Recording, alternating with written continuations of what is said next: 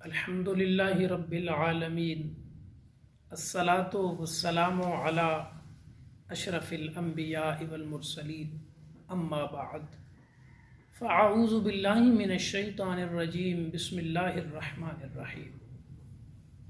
صحیح مسلم شریف میں حدیث نمبر 463 ہے۔ حضرت عبداللہ بن مسعود رضی اللہ تعالی عنہ بیان کرتے ہیں کہ نبی اکرم صلی اللہ علیہ وآلہ وسلم نے فرمایا، میں اس بندے کو جانتا ہوں جو سب سے آخر میں جنت میں جائے گا۔ اب آقا کریم صلی اللہ علیہ وآلہ وسلم نے اس آخری جنتی کی کیفیت کو بیان کیا۔ وہ جب جہنم سے نکالا جائے گا، گرتا ہوگا پھر اٹھتا ہوگا، گرتا ہوگا پھر اٹھتا ہوگا، اس کی ایسی کیفیت ہوگی۔ سامنے اسے ایک درخت نظر آئے گا، جو درخت بہت زیادہ حسین ہوگا۔ عرض کرے گا، میرے مالک مجھے اس درخت کے نیچے کر دے تاکہ اس کا سایہ حاصل کروں اور اس کے پھلوں کا جوس استعمال کروں۔ اللہ پاک اس سے وعدہ لے گا کہ بندے اور تو کچھ نہیں مانگے گا۔ عرض کرے گا، یا اللہ میرا تیرے ساتھ وعدہ ہے اور کچھ نہیں مانگوں گا۔ اللہ پاک اسے اس درخت کا سایہ عطا کر دے گا اور اس کے پھل عطا کر دے گا۔ جب اس درخت کے نیچے پہنچے گا، اسے ایک اور درخت نظر آئے گا جو پہلے سے زیادہ حسین بھی ہوگا اور اس کے پھل بھی زیادہ حسن والے ہوں گے۔ جب اس کو دیکھے گا نا تو اس کا دل چاہے گا، عرض کرے گا، مالک مجھے اس درخت کا سایہ عطا کر دے تاکہ میں اس کے سائے سے فیض یاب ہو جاؤں اور اس کے پھل استعمال کر سکوں۔ اللہ پاک فرمائے گا، کیا تو نے وعدہ نہیں کیا تھا میرے بندے؟ اللہ اکبر کبیرہ۔ آقا کریم نے فرمایا، اللہ کے علم میں وہ بندہ معذور ہوگا کیونکہ وہ چیز وہ دیکھ رہا ہوگا جس کو دیکھنے کے بعد وہ صبر نہیں کر سکے گا۔ یعنی رب کی نعمتیں اتنی حسن والی ہوں گی کہ وعدہ تو کیا تھا اس نے، لیکن دوسری نعمت کو دیکھ کے وہ بے صبرہ ہو جائے گا۔ عرض کرے گا، مالک یہ نعمت عطا کر دے۔ اللہ اپنی رحمت سے اسے دوسرے درخت کا سایہ عطا کرے گا، پھل بھی عطا کرے گا اور پھر وعدہ لے گا کہ بندے اور تو کچھ نہیں مانگے گا۔ وہ عرض کرے گا، یا اللہ کچھ نہیں مانگوں گا۔ جب دوسرے درخت کے نیچے پہنچے گا نا تو اسے ایک اور تیسرا درخت نظر آئے گا جو پہلے دونوں سے زیادہ حسین و جمیل ہوگا اور پھل اس کے سونے ہوں گے۔ عرض کرے گا، مالک مجھے اس درخت کے نیچے کر دینا، بالکل کچھ نہیں مانگوں گا۔ ارشاد ربی ہوگا، بندے تو نے پہلے بھی وعدہ کر کے توڑا اور اب پھر وعدہ کر کے توڑ رہا ہے۔ عرض کرے گا، مالک مہربانی کر، تیرا کیا چاہتا ہے؟ اللہ پاک اپنی رحمت سے اسے تیسرے درخت کا سایہ عطا کر دے گا۔ سامعین محترم، جب تیسرے درخت کے سائے کے نیچے پہنچے گا نا تو قریب ہی جنت ہوگی اور اسے جنتیوں کی آوازیں سنائی دے گی۔ اب جنتیوں کی آوازیں سنے گا نا، کچھ دیر تو صبر کرے گا، حدیث پاک میں ہے، اس کے بعد پھر بول پڑے گا۔ عرض کرے گا، یا اللہ اس کے اندر نہیں جانے دیتا۔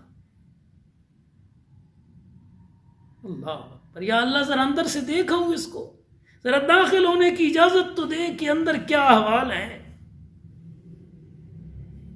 اللہ پاک فرمائے گا، بندے کیا تو اس پہ راضی ہے کہ جتنا کچھ میں نے دنیا والوں کو دیا ہے یا جتنی زمین ان کے لیے ہے جنت کی، اس سے ڈبل تجھے دے دی جائے پھر کچھ نہیں مانگے گا؟ اور اسی مسلم شریف میں ایک حدیث پاک کے الفاظ یہ ہیں کہ اس سے 10 گنا تجھے دے دی جائے پھر راضی ہوگا۔ وہ بندہ عرض کرے گا، مالک تو کائنات کا رب ہو کے میرے ساتھ مذاق فرماتا ہے جو تیری شان کے لائق ہے۔ حضرت عبداللہ بن مسعود رضی اللہ تعالیٰ عنہ جب حدیث سناتے سناتے یہاں پہنچے نا تو مسکرا پڑے اور فرمایا صحابہ مجھ سے پوچھو نا کیوں مسکرایا؟ صحابہ نے پوچھا عبداللہ کیوں مسکرائے؟ فرمایا جب میرے آقا یہاں پہ پہنچے تھے تو پھر میرے مصطفیٰ کریم بھی مسکرائے تھے، اور ہم نے حضور سے پوچھا تھا آقا آپ کیوں مسکرائے؟ تو حضور نے فرمایا جب بندہ یہ بات کرے گا تو میرا رب بھی اپنی شان کے مطابق مسکرا پڑے گا، کہ جب بندہ عرض کرے گا یا اللہ تو رب العالمین ہو کہ میرے ساتھ مزاح فرما رہا ہے جو تیری شان کے لائق ہے، تو اللہ پاک اپنی شان کے مطابق مسکرائے گا اور فرمائے گا بندے میں جو کرنا چاہوں اس پہ قادر ہوں،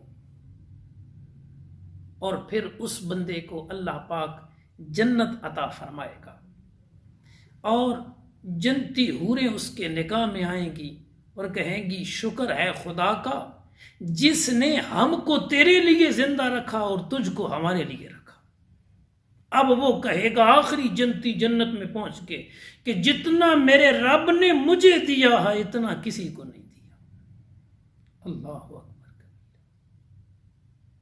اب غور طلب بات یہ ہے کہ اللہ کریم پہلے اسے جہنم سے نکالتا ہے، یہ میرے رب کا کرم ہے، پھر رب اسے پہلا درخت دکھاتا ہے، یہ بھی رب کا کرم، پھر اس کی طلب دل میں پیدا کرتا ہے، یہ بھی اس کا کرم، پھر اس کا سوال اس کے دل میں پیدا کرتا ہے، پھر وہ سوال کرتا ہے، یہ بھی رب کا کرم، پھر رب سوال پہ دیتا ہے اور پھر دوسری نعمت دکھاتا ہے، یہ بھی رب کا کرم، کیونکہ ما اصابک من حسنۃ فمن اللہ، رب کا قرآن کہہ رہا ہے تمہیں جو اچھائی پہنچتی ہے وہ اللہ کی طرف سے ہے، پھر دوسرے سے تیسرا درخت دکھانا، پھر اس کی طلب پیدا کرنا، پھر تیسرے کے بعد جنت دکھانا، پھر اس کی طلب پیدا کرنا، پھر جنت کا سوال اس کے ذہن میں ڈالنا، اور پھر اس کی زبان سے یہ جملے جاری کروانا کہ مالک تو رب العالمین ہو کہ میرے ساتھ اپنی شان کے مطابق مزاح فرما رہا ہے۔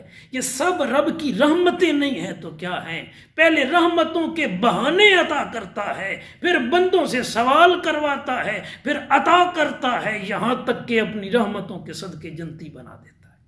اللہ پاک آپ کو مجھ کو حضور نبی پاک صلی اللہ علیہ وسلم کے وسیلہ سے اپنی رحمت دنیا و آخرت میں عطا فرمائے، آمین ثم آمین۔